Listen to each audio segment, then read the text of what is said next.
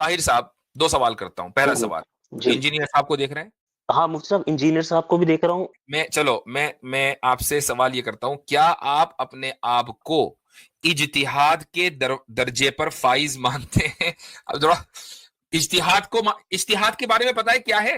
اور خطرناک کر دیا حضرت آپ نے.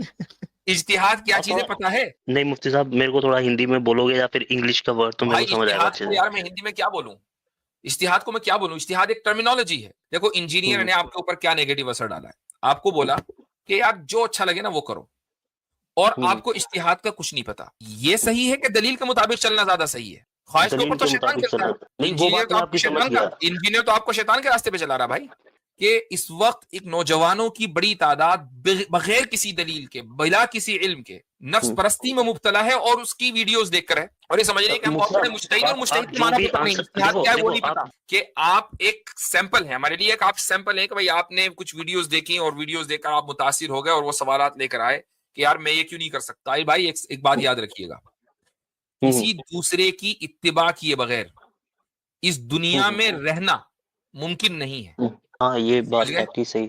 ممکن نہیں ہے اس دنیا میں رہنا, چاہے آپ دین پہ چلیں نہ چلیں, دوسرے کی اتباع کرنی پڑے گی. اب چاہے 100 لوگوں کی کریں اور چاہے ایک کی کریں, 100 کی کر سکتے ہیں تو ایک کی کرنے میں کیا حرج ہے؟ میں صرف یہ کہنا چاہتا ہوں جمع بین الصلاتین کرنا بالکل جائز ہے, اور آپ مکمل حنبلی بن, ٹھیک ہے آپ کرو, بہت اچھی بات ہے. آپ شافی بن کر رفع دین کر رہے ہیں, حنبلی یہ جمع بین الصلاتین کر رہے ہیں, ہمیں کوئی پرابلم, ٹینشن 2 سیکنڈ کا بھی ہمارا آپ کے اوپر کوئی اعتراض نہیں. لیکن آپ یہ کہیں کہ نہیں میں ہوں حنفی, ٹھیک ہے, اس مسئلے میں شافعی ہوں, یا اس مسئلے میں حدیث کو اس طرح سمجھوں گا, کیوں بھائی؟ پھر اس پر ڈیبیٹ ہوگی کہ کیوں سمجھیں گے, کس بنیاد پر سمجھیں. اب ثابت کیا ہوا؟ ثابت یہ ہوا کہ شریعت انجینئر کے ہاتھ کا کھلونا نہیں ہے, اور نوجوانوں کو یہ سوچنا چاہیے کہ یہ جو انجینئر ہم علماء کے ساتھ نہیں بیٹھتا نا, یہ اس لیے نہیں بیٹھتا, جس دن بیٹھے گا اس دن بینڈ بجے گی. طاہر وانی بھائی ہلو السلام علیکم مفتی صاحب. وعلیکم السلام ورحمۃ اللہ. مفتی صاحب سب سے پہلی چیز تو میں کوئی ڈیبیٹ وغیرہ کے لیے نہیں ہوں. اللہ کا شکر ہے میں مسلمان ہوں, اور مسلمان گھرانے سے جو ہے تعلق رکھتا ہوں. لیکن جو چیز میں مانتا ہوں وہ یہ چیز ہے کہ ہمیں سوال کرتے رہنے چاہیے, چاہے ہم مسلمان ہیں, ہمیں بلائنڈلی فیتھ نہیں کرنا چاہیے چیزوں پہ. اسی کے ریلیٹڈ میرے کوشچنز ہیں آپ سے. میں کوشچن کروں گا, آپ ڈائریکٹلی جو ہے آنسر دینا. پہلی چیز جو میری یہ ہے وہ اسلام میں امام کو لے کر, ٹھیک ہے, امام کو لے کر یہ ہے کہ جس طرح ہمارے, مطلب میں ایک چیز بول رہا ہوں کہ جس طرح ہمارے نبی نے حضرت علی رضی اللہ تعالیٰ عنہ کو پہلے بتا دیا تھا کہ ایک پورا گروہ ہوگا جو تمہاری وجہ سے جو ہے وہ گمراہ ہو جائے گا. مطلب کچھ چیزیں جو پہلے ہی بتا دی گئی صحابہ کو کہ تمہارے بعد یہ چیز ہوگا, تو کیا کچھ ایسے ریفرنسز ہیں جہاں سے یہ پتہ لگے کہ ہمارے نبی نے کہا کہ ہم میرے بعد جو ہے کچھ امام آئیں گے, وہ جو ہے پورے دین کو کمپائل کریں گے, اور پھر تم ان میں سے کسی ایک کو چوز کرنا. آپ کا جو سوال ہے وہ ہمارے موضوع سے ہٹ کر ہے, لیکن چونکہ ایک فکری سوال ہے میں اس لیے اس کا جواب دے رہا ہوں کہ جو بھی اس اسلامک لٹریچر کے اندر ایوولوشن ہوا ہے, یہ ایوولوشن ایک فطری انداز سے ہوا ہے. ضروری نہیں ہے کہ اس دنیا میں جو بھی واقعہ ہوا ہو آپ اس کے لیے رسول اللہ صلی اللہ علیہ وسلم کی حدیثوں میں پیشن گوئی ڈھونڈیں. اگر یہ بات ہے تو پھر یہ پیشن گوئی بالکل واضح الفاظ میں ہونی چاہیے کہ بھائی پہلے خلیفہ حضرت ابو بکر بنیں گے, دوسرے خلیفہ حضرت عمر بنیں گے, تیسرے بنیں گے حضرت عثمان, چوتھے بنیں گے حضرت علی. یہ ترتیب کیوں نہیں ہے؟ یہ ترتیب خلافت کی, یعنی اشارے ضرور ملتے ہیں, لیکن کہ پہلے یہ ہوں گے, دوسرے یہ ہوں گے, ان کی اتنی سال مدت ہوگی, دوسرے کی اتنے سال مدت ہوگی, تیسرے کی اتنے سال مدت ہوگی. اگر یہ ہوتا تو پھر کہیں کسی میں اختلاف ہونا تھا, اختلاف نہ ہوتا. اسی طریقے سے کیا یہ پیشن گوئی موجود ہے کہ حضرت مثلا صحابہ کرام رضی اللہ عنہم کے بعد تابعین کا دور آئے گا, اور تابعین جو ہے وہ حدیثوں کے اوپر کام کریں گے, حدیثوں کو کمپائل کریں گے, کیا اس کے تعلق سے کوئی واضح اور صریح پیشن گوئی موجود ہے؟ تو یہ کوئی ضروری نہیں ہے کہ ہر واقعے کی کوئی پیشن گوئی موجود ہو. اب یہ ضرور ہے کہ رسول اکرم صلی اللہ علیہ وسلم نے یہ فرما دیا, بلکہ قرآن میں یہ فرما دیا, کہہ دیا گیا کہ جب مسلمان کسی چیز کے اوپر جمع ہو جائیں اور کوئی اس راستے پر نہ چلے تو پھر ہم اس کو جہنم کے راستے پر چلا دیتے ہیں. ہم مسلمانوں نے اس چیز کے اوپر اجماع کر لیا کہ بھائی یہ جو فقہا ہیں کہ جنہوں نے فقہ کو کمپائل کیا ہے، ہم ان کی عام لوگ ہونے کی حیثیت سے ان کی انڈرسٹینڈنگ کے اعتبار سے چلیں گے. اس کے اوپر مسلمانوں نے اجماع کر لیا. کچھ لوگ ہیں جو اس اجماع کو نہیں مانتے ہیں، وہ ایک الگ مسئلہ ہے، لیکن جب یہ اجماع ہو گیا تو قرآن کی روح سے ہمیں وہ چیز ماننی چاہیے. اسی طریقے سے ایک حدیث ہے، رسول اکرم صلی اللہ علیہ وسلم نے فرمایا کہ مسلمان جس چیز کو اچھا سمجھے وہ اچھی ہے. ما رآہ المسلمون حسنا فهو حسن فهو عند اللہ حسن، وہ اللہ کے نزدیک بھی اچھی ہے. تو مسلمانوں نے اس چیز کو دیکھا کہ دنیا زندگی میں ڈسپلن لانے کے لیے کسی ایک اسکول آف تھاٹ کو، فقہ کو، کسی ایک کی انڈرسٹینڈنگ کو مان لینا یہ زیادہ بہتر ہے تاکہ ہماری زندگیوں میں ڈسپلن آ جائے. اس کو اچھا سمجھا تو اس کو اچھا سمجھا جائے گا، اس میں کیا برائی ہے؟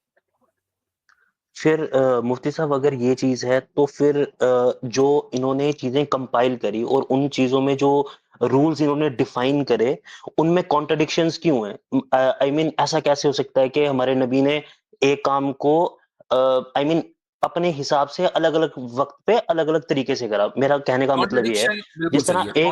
ایک کانٹرڈکشن سن لیجیے، اب میری بات سن لیجیے. کانٹرڈکشن میرے بھائی اس وقت ہوتا ہے کہ جب ہم دو چیزوں میں سے ایک کو مفتی صحیح اور صاحب دوسرے کو، میں ایک ایگزامپل دے رہا ہوں، پھر آپ اس کے ریفرنس کو اس کو لے کے آپ آگے جواب دینا. جیسے ایک امام میں یہ کہا جاتا ہے کہ بھائی خون نکلنے سے وضو نہیں ٹوٹتا، اور ایک میں یہ کہا جاتا ہے کہ خون، آپ سمجھ رہے ہو میری؟ جی اس کو جواب دینے کی مجھے معلوم ہے کہ کس طرح کی مثالیں ہیں، اس سے ویسٹ آف ٹائم ہوتا ہے. تو میں جو چیز سمجھ گیا ہوں اس کو مجھے بتانے دیجیے. ٹھیک تو ہے. میں اصولی گفتگو کرتا ہوں ضرور، اور ان اصولوں کو جو لوگ سمجھ جاتے ہیں تو انشاءاللہ بہت آسانی ان کے لیے رہتی ہے اور آپ کے لیے بھی ہوگی. آپ نے کہا کہ دو اماموں کے جو اصول ہیں ان میں کانٹرڈکشن کیسے ہوا، جبکہ جو مثال آپ دے رہے ہیں وہ اصول کی نہیں دے رہے ہیں، وہ فروع کی دے رہے ہیں، اس لیے میں آپ کو مثال بھی نہیں دینے دے رہا تھا. جو کانٹرڈکشن ہے سب سے پہلے ہم اس کی تعریف سمجھتے ہیں. کانٹرڈکشن کا مطلب یہ ہوتا ہے کہ ایک اگر چیز صحیح ہے تو دوسری غلط ہے، اور دوسری صحیح ہے تو پہلی غلط ہے. یہ کانٹرڈکشن کا مطلب ہے. اماموں کے جو اصول ہیں ان کے بارے میں سب کی پوری امت کا اجماع ہے کہ ان میں صحیح اور غلط کا اختلاف نہیں ہے، ان میں اولا اور خلاف اولا کا اختلاف ہے کہ کیا چیز زیادہ بہتر ہے. ایک امام نے کہا کہ نہیں یہ زیادہ بہتر ہے، دوسرے نے کہا کہ نہیں وہ زیادہ بہتر ہے. تو کم بہتر زیادہ بہتر کا اختلاف ہے. یہی وجہ ہے کہ حنفی، شافعی، مالکی، حنبلی ان سب کی آپس میں ایک دوسرے کے پیچھے نماز ہو جاتی ہے. اس میں کوئی مسئلہ نہیں ہے.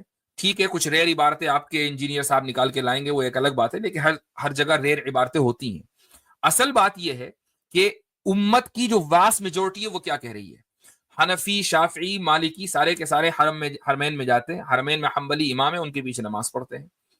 تو یہ جو صورتحال ہے اس سے یہ پتا چلتا ہے کہ اختلاف اولا اور خلاف اولا کا ہے، جواز اور عدم جواز کا نہیں ہے. اب میں آپ کو اصول کا بتا دیتا ہوں کہ اصول میں کیسے اختلاف ہوا. مثلا ایک امام شافعی ہے، مثلا امام شافعی نے یہ اصول بنایا کہ مثلا میرے سامنے 4 حدیثیں ہیں اور 4 حدیثوں کے الگ الگ درجات ہیں، تو اس میں جو سب سے صحیح حدیث ہوگی نا میں اس کو لوں گا، باقی کو چھوڑ دوں گا. تو اصح ترین جو صحیح ترین حدیث ہے وہ میں لوں گا، باقی 3 حدیثوں کو چھوڑ دوں گا. وہ 3 حدیثیں اب قابل عمل نہیں ہے، صحیح ترین کو لوں گا. امام ابو حنیفہ نے یہ اصول بنایا کہ نہیں، اگر یہ 4 کی 4 حدیثیں ہیں، صحیح ہیں، اگرچہ ان کے الگ الگ درجات ہیں، ایک ذرا کم درجے کی صحیح ہے، دوسری ذرا زیادہ درجے کی صحیح ہے، ایک صحیح ترین ہے، تو ہم یہ دیکھیں گے کہ ان چاروں میں کیا کامن ڈینومینیٹر ہے، کیا مشترکہ چیز ہے.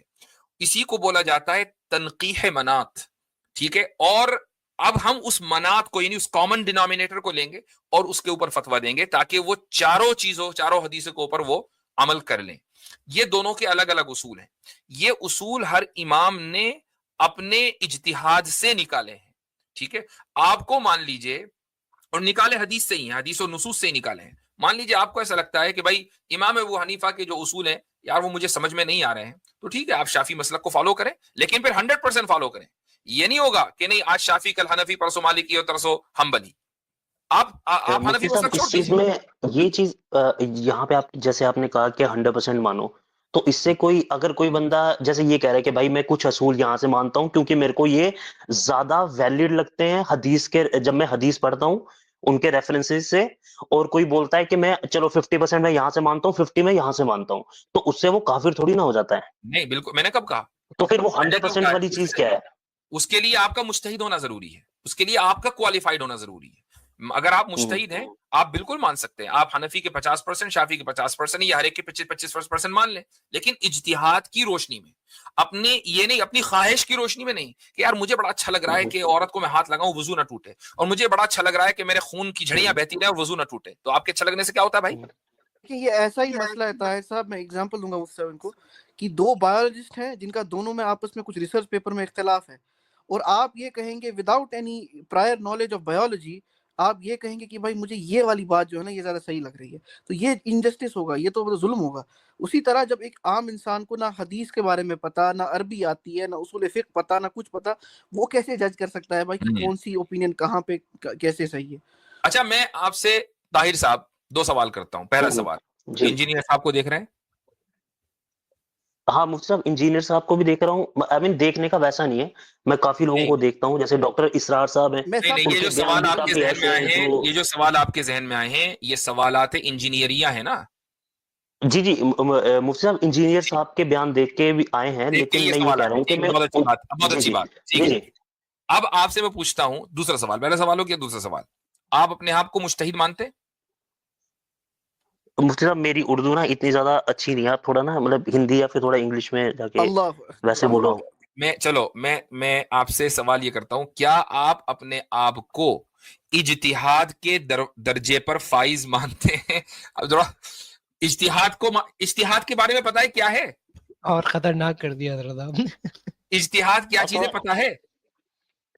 نہیں مفتی صاحب, میرے کو تھوڑا ہندی میں بولو گے یا پھر انگلش کا ورڈ تو میرے کو سمجھ آئے گا اچھے سے. یار میں ہندی میں کیا بولوں, اجتہاد کو میں کیا بولوں؟ اجتہاد ایک ٹرمینالوجی ہے. اب دیکھو کیا ہوتا ہے میرے بھائی طاہر صاحب, آپ ایک سنسیئر بندے لگ رہے ہو. دیکھو انجینئر نے آپ کے اوپر کیا نیگیٹو اثر ڈالا ہے, آپ کو بولا کہ یار جو اچھا لگے نا وہ کرو, اور آپ کو اجتہاد کا کچھ نہیں پتا. تو مجھے ایک بات بتاؤ آپ, کہ اگر آپ ابھی ایک حنفی کی بات لے لو, ایک شافی کی بات لے لو, 2-4 باتیں ادھر ادھر سے لے لو, مالکی اور حنبلی کی, تو کیا آپ دلیل کی بنیاد پر عمل کر رہے ہو یا آپ اپنے نفس اور اپنی خواہش کی بنیاد پر وہ باتیں لوگے؟ چونکہ دلیل کا تو آپ کو پتا نہیں. نہیں وہ تو خواہش کے اس کے اوپر ہی ہوگا, جو انسان خواہش کے اوپر ہوگا. تو مجھے بتائیے کہ خواہش کے اوپر چلنا یہ صحیح ہے کہ دلیل کے مطابق چلنا زیادہ صحیح ہے؟ خواہش کے اوپر تو شیطان چلتا ہے. انجینئر تو آپ کو شیطان کے راستے پہ چلا رہا بھائی. جی مفتی صاحب میں وہ چیزیں میں سمجھ گیا, میں یہ کہہ رہا ہوں, یہ سوال کا جواب مجھے نہیں دینا تھا, یہ میرے موضوع سے ہٹ کر ہے, لیکن یہ سوال کا جواب میں اس لیے دے رہا ہوں کہ اس وقت ایک نوجوانوں کی بڑی تعداد بغیر کسی دلیل کے, بلا کسی علم کے, نفس پرستی میں مبتلا ہے, اور اس کی ویڈیوز دیکھ کر ہے, اور یہ سمجھ رہے ہیں کہ ہم بہت بڑے مجتہد اور مجتہد کے معنی پتہ نہیں, اجتہاد کیا ہے وہ نہیں پتا. جو بھی آنسر دو نا میرے کو نا مطلب بائسڈ ہو کے مت سوچنا, کہ کیونکہ دیکھو اگر میں میری وہی مینٹالٹی ہوتی تو میں وہ کوشچنز جو میں نے وہاں پہ دیکھے میں آپ کے پاس نہیں لاتا. طاہر بھائی میں بائس نہیں ہوں, میں نے آپ کو کہا کہ آپ بہت سنسیئر آدمی لگ رہے ہو. یہ جو میں کہہ رہا ہوں نا, یہ آپ کے لیے نہیں کہہ رہا ہوں, یہ میں ان نوجوانوں کے لیے کہہ رہا ہوں کہ جو اپنے فرسٹریشن کا اظہار دین کے اوپر کرتے ہیں انجینئر کی ویڈیوز دیکھ کر. ٹھیک ہے, یہ ان کے فرسٹریشن کا اظہار ہے, اور وہ دین سے لاکھ کلومیٹر دور جا چکے ہیں. یہ اصل میں ان کے لیے پیغام ہے کہ آپ ایک سیمپل ہیں ہمارے لیے, ایک آپ سیمپل ہیں کہ بھائی آپ نے کچھ ویڈیوز دیکھی اور ویڈیوز دیکھ کر آپ متاثر ہو گئے اور وہ سوالات لے کر آئے کہ یار میں یہ کیوں نہیں کر سکتا, اور آپ کو ایک بیسک چیز نہیں پتا ہے. تو آپ اکیلے نہیں ہیں, وہ لاکھوں یا ہزاروں لوگ جو اس کی ویڈیوز دیکھ رہے ہیں وہ سب کے سب ایسے ہی ہیں. مسئلہ یہ ہے. جی مفتی صاحب دیکھو, میں ان کو اس وے سے نہیں سنتا کہ ہاں ٹھیک ہے جو بھی یہ کہہ رہے ہیں 100% صحیح ہے, کیونکہ انہوں نے طلاق کا مسئلہ جو ہے وہ عربی کا ترجمہ ہی غلط کیا, پھر مفتی طارق مسعود صاحب نے اس کا جو ہے پورا ویڈیو بنایا, وہ میں میرے کو پتا ہے وہ چیز.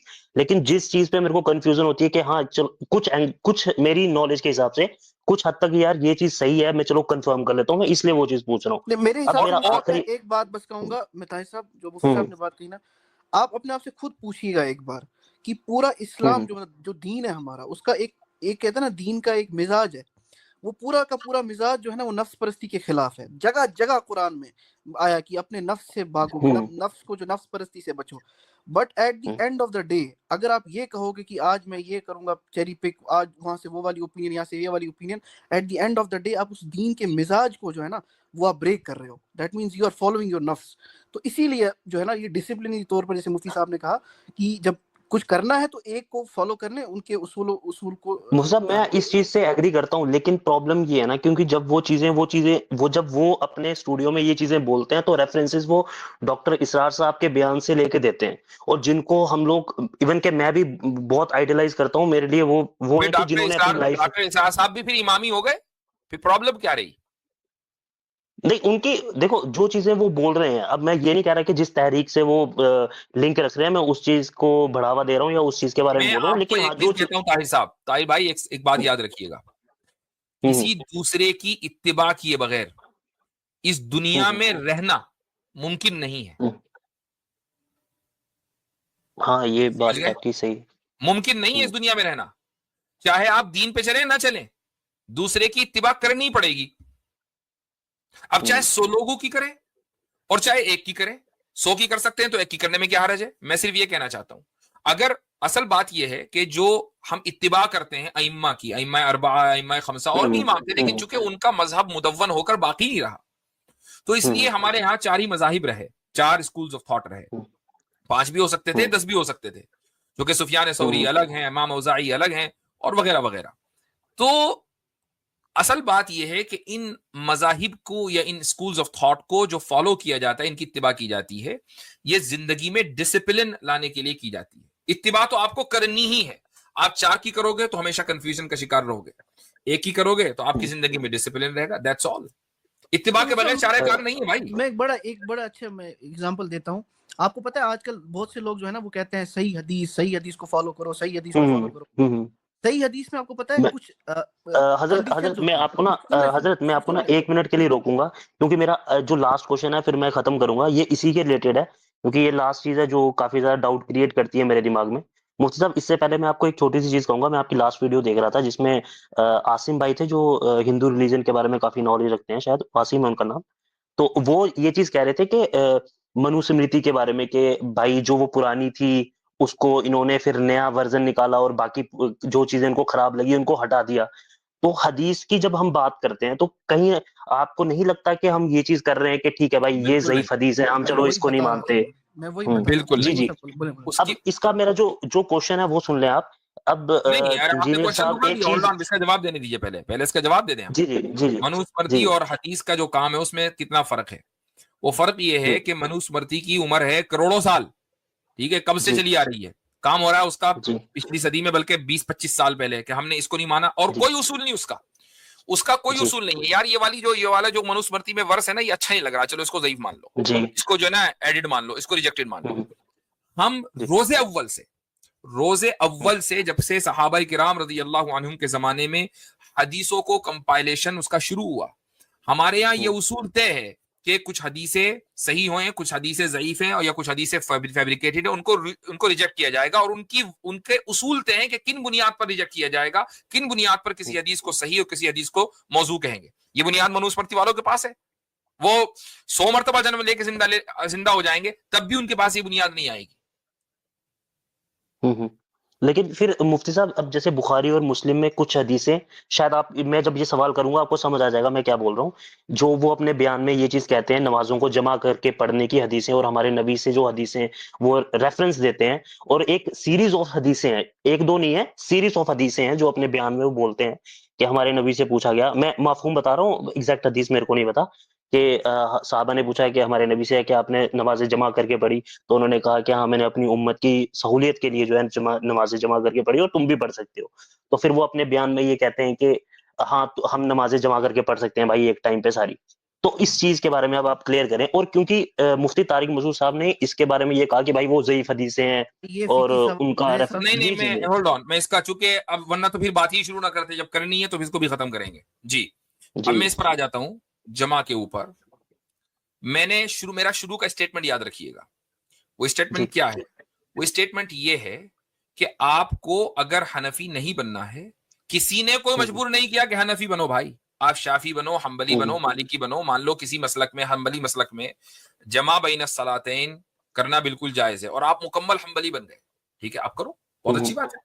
آپ شافی بن کر رفع دین کر رہے ہیں، حنبلی یا جمع بین الصلاتین کر رہے ہیں، ہمیں کوئی پرابلم، ٹینشن 2 سیکنڈ کا بھی ہمارا آپ کے اوپر کوئی اعتراض نہیں ہے، لیکن آپ یہ کہیں گے نہیں میں ہوں حنفی، ٹھیک ہے، اس مسئلے میں شافعی ہوں، یا اس مسئلے میں حدیث کو اس طرح سمجھوں گا، کیوں بھائی؟ پھر اس پر ڈیبیٹ ہوگی کہ کیوں سمجھیں گے، کس بنیاد پر سمجھیں گے، یہاں پر بات آئے گی۔ اب مثلا حدیث ہے بخاری کی جمع بین الصلاتین کی، تو حنفی جو اسٹینڈرڈ پوزیشن ہے وہ یہ ہے کہ ہم جمع حقیقی نہیں کرتے، جمع سوری کرتے ہیں، ہم حدیث کی خلاف ورزی نہیں کر رہے ہیں، ہم کہہ رہے ہیں کہ نہیں یہ ہم بھی حدیث پر کرتے ہیں عمل، اسی حدیث پر کرتے ہیں، لیکن جمع سوری کرتے ہیں۔ جمع سوری کا مطلب کیا ہے کہ ظہر کی نماز کو آپ نے ڈیلے کر دیا، عصر کی نماز کو آپ نے اول وقت میں پڑھ دیا۔ کسی بھی نماز کو ڈیلے کرنا یہ مستحب نہیں ہے، یہ ایک بلکہ بعض مرتبہ یہ مکروہ عمل ہو جاتا ہے۔ مثلا آپ نے عصر کی نماز کو اتنا ڈیلے کر دیا کہ مغرب کی نماز کا وقت شروع ہونے والا ہے، تو عصر کی نماز مکروہ وقت میں آپ نے پڑھی، تو لیکن اس کے باوجود اگر آپ مثلا ظہر کی نماز کو ڈیلے کر دیتے ہیں اور عصر کی نماز کو بالکل ابتدا وقت میں پڑھیں، وہ 5-8 منٹ کے اندر آپ نے دونوں نمازیں نمٹا دی، جمع ہے یہ جمع، اس کو جمع سوری کہلاتا ہے۔ مفتی صاحب اس کیس میں تو آپ صحیح کہہ رہے ہو، اس کیس میں تو سارے مفتی تو اکرام مجھے جتنے یہ بھی ہیں وہ یہی بتائیے چیز کہ کہتے ہیں۔ جب دونوں نمازوں کو ہم نے ایک ساتھ ہی پڑھا بیک ٹو بیک اور اپنے اپنے وقت میں پڑھا، اس کو آپ جمع کہیں گے یا نہیں کہیں گے؟ نہیں مفتی صاحب، ہاں ایک طرح سے ٹیکنیکلی دیکھا جائے ٹھیک ہے جمع ہے، لیکن اگر آپ ہم دیکھیں وقت کے حساب سے تو وہ جمع نہیں ہوئی، کیونکہ ہم نے ہر نماز کو اپنے وقت میں پڑھ لیا، چاہے وہ 2 منٹ بچے تھے یا 5 ہم منٹ جمع ہوئے سوری تھے۔ کہہ رہے ہیں نا، اسی لیے تو ہم جی جمع سوری کہہ رہے ہیں۔ وہ تو بیان میں یہ کہہ رہے ہیں بھائی عشاء کے ٹائم پہ ساری پڑھ لو اکٹھی کر کے، میں اس چیز کے چیز تو کہہ رہا بھائی ہوں۔ اگر عشاء کے ٹائم پہ ساری اکٹھی کر کے پڑھ لی تو پھر وہ آیت ہے ان الصلاۃ کانت علی المؤمنین کتابا موقوتا، کہ ہر نماز کا اپنا ایک لکھا ہوا پرٹیکولر وقت ہے، تو اس آیت کی تو خلاف ورزی ہو گئی، اب کیا کریں گے؟ ساری تو عشاء میں پڑھ لی، فجر میں پڑھ لی سب، تو نماز کا پھر اپنا وہ وقت اس کہاں پہ رہا؟ وہ جی آپ کی بات صحیح ہے، پر وہ اس میں پھر وہ ریفرنس دیتے ہیں حدیث کا کہ ہمارے نبی نے ایک وقت میں ساری نمازیں پڑھی، اور وہ بخاری اور اس کی حدیثوں کے بھائی ریفرنس ایک دیتے ہیں۔ وقت میں جو نمازیں پڑھی ہیں غزوہ احزاب کے موقع پر وہ قضا ہوئی ہیں جی نمازیں، جی جی وہ قضا ہوئی ہیں، اور اسی وجہ سے آپ صلی اللہ علیہ وسلم نے خوشی میں نہیں پڑھی ہیں، پہلے ان کے اوپر بد دعا کی ہیں ان لوگوں کی کہ ان کی وجہ سے نمازیں قضا ہو گئیں، تو ظاہر سی بات ہے کہ نماز قضا تو پڑھی جائیں گی ایک ساتھ، اب اس کا کیا کریں؟ جی مان لیجئے جنگ میں، میدان جنگ میں کھڑے ہوئے ہیں، 3 برس رہے ہیں اور خطرہ اتنا ایسا ہے کہ اگر نماز میں لگ گئے تو نماز تو حملہ ہو جائے گا، تو ظہر نہیں پڑھی وقت پر، عصر نہیں پڑھی، مغرب نہیں پڑھی، ساری نمازیں عشاء کے وقت پڑھی، تو 3 نمازیں ظہر عصر مغرب یہ قضا تھی اور عشاء ادا تھی، تو obviously بات ہے یہ قضا اور ادا کا فرق ہوگا، اس سے کون اختلاف کر رہا ہے؟ پر مفتی صاحب پھر یہی چیز اگر آپ باقی جنگوں میں بھی اپلائی کرو کہ جہاں پہ ہم یہ دیکھتے ہیں کہ جنگ ہو رہی ہے اور آدھی جماعت نے نماز پڑھی ہے اور آدھی جنگ لڑ رہی ہے، انہوں نے کیوں نہیں کرا پھر یہ چیزیں؟ یہ بھی تو ہو سکتا ہے کہ اس وقت تک کے صلاۃ الخوف کا حکم نہ آیا ہو، اور یہ بھی ہو سکتا ہے کہ اس وقت صلاۃ الخوف پر عمل کرنا بھی پاسبل نہ ہو، یعنی مان لو جی صلاۃ الخوف میں کیا ہوتا ہے کہ آدھی نماز پڑھ لے، جی آدھی محاذ پر ڈٹی رہے، لیکن اگر ایسا ہو کہ نہیں ہر ایک کو محاذ پر ڈٹے رہنا ہے، خطرہ اتنا ہائی ہے، اب کیا کریں گے؟ جی جی اس کیس میں تو ہاں صحیح ہے۔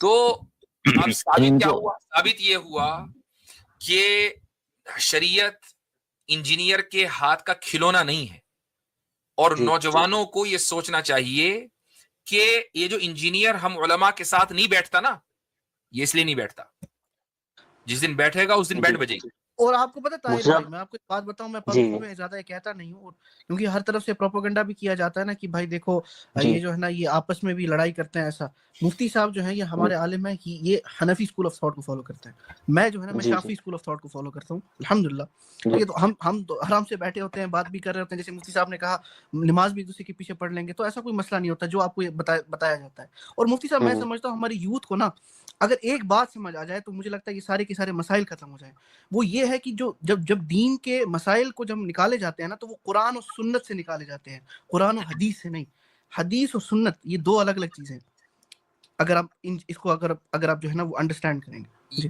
یہ بھی ایک تفصیل طلب موضوع ہے، اس پر کسی اور وقت انشاءاللہ بات کریں گے، لیکن بہرحال پوائنٹ امپورٹنٹ ہے، بہت جی امپورٹنٹ پوائنٹ۔ مطلب مین چیز جو میں یہاں پہ آیا ہوں، ایون کہ میرے کافی زیادہ دوست بھی ہیں جو ان سے انفلوئنس ہوئے ہیں کافی زیادہ، پرابلم یہ ہے کہ وہ صرف انہی کو سن رہے ہیں اور باقیوں کو نہیں سن رہے۔ میں یہاں پہ اس لیے آیا کیونکہ انہوں نے قرآن کا ترجمہ جو طلاق کے ریلیشن میں کرا وہ بالکل غلط کرا، کیونکہ وہ میں نے مفتی طارق مسعود صاحب کا پورا 1.5 گھنٹے کا جو لیکچر ہے اس کو دیکھا، تو وہاں پہ میرے کو احساس ہوا کہ نہیں یار یہ بندہ کہیں نہ کہیں تو غلطی کر رہا ہے، اس جو یہ چیزیں کہہ رہا ہے اس کو ایٹ لیسٹ کنفرم کیا جائے.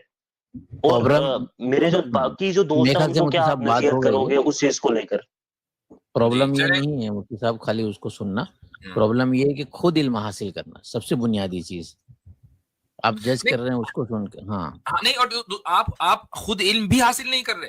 میں یہی کہہ رہا ہوں کہ ان نوجوانوں سے کہ آپ ابھی کہاں خود علم حاصل کر رہے ہو، ابھی بھی تو آپ انجینئر کی تقلید کر رہے ہو. وہی میں کہہ رہا ہوں کہ خود علم حاصل آپ کے پاس چوائس ہے کہ آپ ان لوگوں کی اتباع کرنا چاہتے ہو جن کے اور رسول صلی اللہ علیہ وسلم کے درمیان 1 یا 2 یا 3 یا 4 واسطے ہیں، یا ان لوگوں کی تقلید کرنا چاہتے ہو کہ جن کے درمیان کوئی واسطہ نہیں ہے، آپ صلی اللہ علیہ وسلم سے ان کو کوئی لینا دینا ہی نہیں، کوئی سند ہی نہیں ان کی. ان کے یہ تو چوائس آپ کو، اٹ از یور چوائس، آپ کو ڈیسائیڈ کرنا ہے نا، یہ بتانا ہے ہمیں. ان کے دیے ہوئے فارمولے کو لے کر سب کو کراس چیک کیا جا رہا ہے، ان کو کراس چیک کرنے کے لیے علم حاصل کیا جائے. جی چلیں، تھینک یو مفتی صاحب. چلیں ٹھیک. وعلیکم السلام ورحمۃ اللہ.